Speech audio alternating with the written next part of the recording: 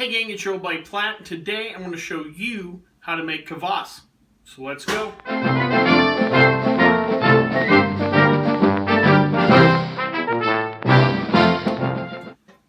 I could probably safely assume that a lot of you out there have not heard of kvass, so you're wondering why is he making kvass.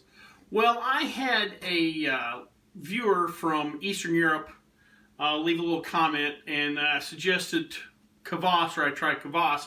I, in all honesty, hadn't really heard of it before. I think I'd seen the term in a book or whatever. Did a little research and decided to do this video. Kvass, if you've never heard of it before, is somewhere between a session beer and a soft drink that's popular in Eastern Europe and the former Russian republics and Russia in general. Its history dates back well over 1,000 years. And real simple to make, so I thought we'd try it today. What we need to make kvass, I'll go over real quickly. We'll need bread, slices of bread we're going to toast. The predominant bread that was used in Russia was a rye bread. They liked dark rye bread, but we could toast the bread darker color-wise. You could, I guess, use barley bread, wheat bread, other breads, but the tradition was rye bread. They would add a little bit of sugar, and they would add some raisins. We're also going to need some water, some plastic bottles. Like I said, kvass is kind of almost like a soft drink in that part of the world, and so it's going to be highly carbonated. And we're carbonating the bottles, and we don't want bottle bombs. Most of the fermentation is going to go on in these plastic bottles, so we want something that will allow to breathe. So I suggest plastic bottles instead of traditional beer bottles, just because we're probably going to have a higher carbonation level. Real quick on the process that we're going to do and how kvass was made was they would take either old bread, toasted bread, and they would throw it in a pot of hot or boiling water, let that sit roughly overnight. Then they would remove the bread, add sugar, raisins. Later on, they start flavoring it. In recent years, it's almost become like a soft drink where they've added strawberries and other things. But traditional kvass was just a little bit of sugar, a little bit of raisins, and originally they had natural fermentation, or wild yeast would come in and take over. After a while, they started using bread yeast, or some people will use brewer's yeast. The finished product is only roughly between 0.5% to like 1.5%. In the kombucha range as far as alcohol. You can tweak it, add a little more sugar, brewer's yeast, what have you, kind of bump up the alcohol. But this no way will ever be a, Bock or Stout or IPA as far as alcohol level. What you're going to get is a highly carbonated, light, refreshing, bread-based drink that will be low in alcohol.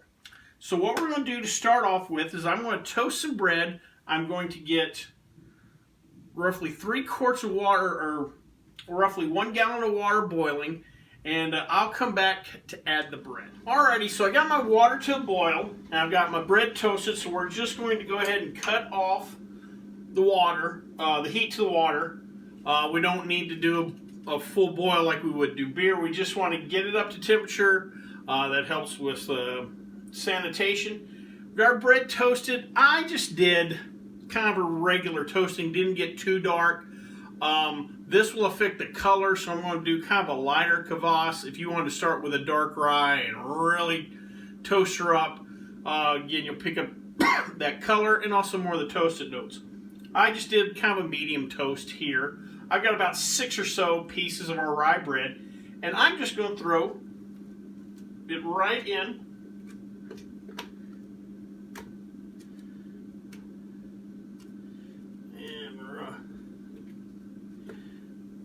And I don't know if I said it or not, we started off with 1 gallon of water. That bread's going to soak up some of that water, so our yield is probably going to be closer to 3.5 quarts, something like that. But we're going to let this sit overnight. We're going to let that bread soak in. We're just going to put a little lid. We don't have to seal this airtight or anything. Leave this overnight, let it cool, and then we'll come back to add our raisins and sugar. Alright, so we left our mixture out overnight. I've gone ahead and dumped it to another container through this strainer, so we take the bread out, let it kind of drip through, make sure we get everything. I'm just going to remove the soggy leftover bread. And now we have our mixture. Color-wise, it looks more like a golden ale. If we'd have toasted the bread a little bit more, we'd have been more like into a darker amber ale. If you just wanted to start off with a real dark rye and just burn that toast, you would have got almost more into almost porter-like color. But I wanted to do a lighter Kvass. Right now what we're going to do is we're going to add 1 cup of sugar. You can use in some traditional recipes, if you think about 1,000 years ago in the Soviet republics, Eastern Europe's, cup of cane sugar, granulated cane sugar wasn't much of an option, so they would have to use honey, something like that. But for our purposes, 1 cup of cane sugar. We're going to stir that in.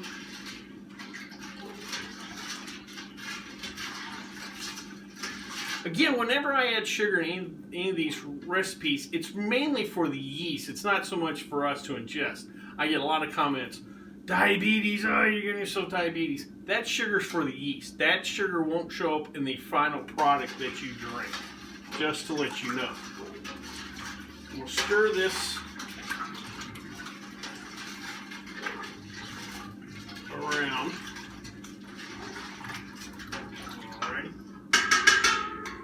And then we're going to add about a handful of raisins. The raisins serve a couple different purposes. Again, 1,000 plus years ago when they're making this, the raisins themselves would have been a source of sugar. The raisins also would have added a little bit of flavor. Also, on traditional old raisins, there would have been some yeast on the skin, and also raisins provide yeast nutrients, so they would have been providing food and nutrient for that yeast. They would also might have provided some yeast and a little bit of flavor. So there's a lot of practical purposes in using raisins in some of these old fermented products. So we're going to dump those in. And then last but not least, you want to add some yeast. Traditionally, hundreds and 1,000 plus years ago, this would have been just an open fermentation, and you would have got yeast, natural yeast in the air. If you live in big cities like I do, there's really not. It's more bad bacteria in the air than necessarily wild yeast. So we're going to want to use yeast. Traditionally, you'd use something like a bread yeast, like you had one of these packets that had been about like a quarter of a packet. I'm going to use brewer's yeast, A, because I have it available, and B, I got a partial pack left over from another experiment, so just for my purposes. Also, brewing yeast should actually bump up my ABV just a hair on this experiment. And I'm wanting to produce more of an alcoholic beverage than they would in Eastern Europe per se, because a lot of children, this is a children's drink for a lot of history in Eastern Europe, Russia, and so they obviously want to keep the alcohol low. We don't mind if it gets up another half a percent, full percent higher. So I'm going to use this active brewing yeast. I'm just going to sprinkle that in, and we're just going to leave this open. I say that I'm going to put a little lid. Just going to leave it partially covered. I gotta get my bigger lid. Anyway, we'll just leave it partially covered, and we're just gonna let this kind of open ferment for about the next 4 to 6 hours. Basically, what we're doing is we're going to let the fermentation start, and then we'll come back to bottle. So let me let this sit for about the next 4 to 6 hours, and we'll come back to bottle. So I accidentally ended up leaving this out overnight. I just had kind of forgot about it. Had some errands to do, but this is fine. Probably been maybe a total of 16 hours to 6 hours. We can see the grapes floating up to the top, and we can see a little bit of fermentation going. There's still some yeast cells up top. We're going to go ahead, filter the raisins out, and bottle this, and then I'll discuss what I'm going to do from here, but it would be ready to drink in roughly another 24 to 48 hours. All right, to recap, what we did was we took 1 gallon of water, brought it to a boil. I lightly toasted about 6 pieces of rye bread.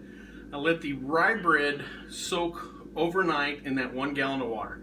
Came back the next morning, removed the bread, added 1 cup of sugar, a handful of raisins, and a little bit of brewer's yeast. You can use regular bread yeast if you like, and the traditional method was just open fermentation from wild yeast in the air, something we really don't have in these big cities too much of.